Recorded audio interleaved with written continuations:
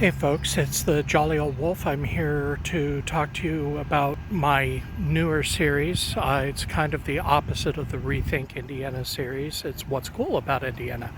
Now, I'm showing little minor things that a lot of people don't talk about, but I did want to mention one thing that's kind of interesting. Behind me is a bunch of green grass. Now, it is the middle of July, and we've had a couple of heat waves, and yet at the same time, one thing that people kind of notice about Indiana is there aren't a lot of sprinklers. You see, we don't need them.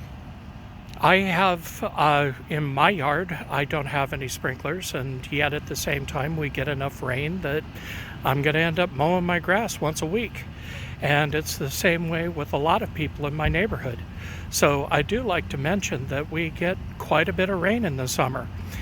We had a heat wave that lasted for about 8 or 9 days, and that was a time where our grass was getting a little bit brown, but I came right back as soon as the rains came.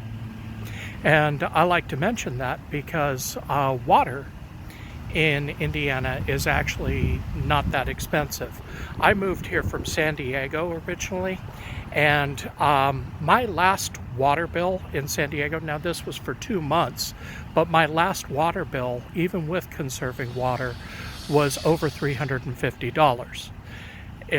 And that was several years ago. I'm sure it's even more expensive now. But in Indiana, I'm paying less than $100 a month for water that I'm getting in from the Great Lakes, which are pretty darn close. A lot of people have water softeners because the water is kind of hard. But aside from that, water is a real good reason to think about possibly moving to Indiana. And the whole thing is, I'm not trying to tell you to move to Indiana or not to move to Indiana.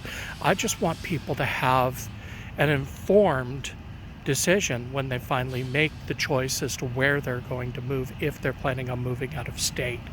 So I appreciate you and thank you so much. Have a wonderful day.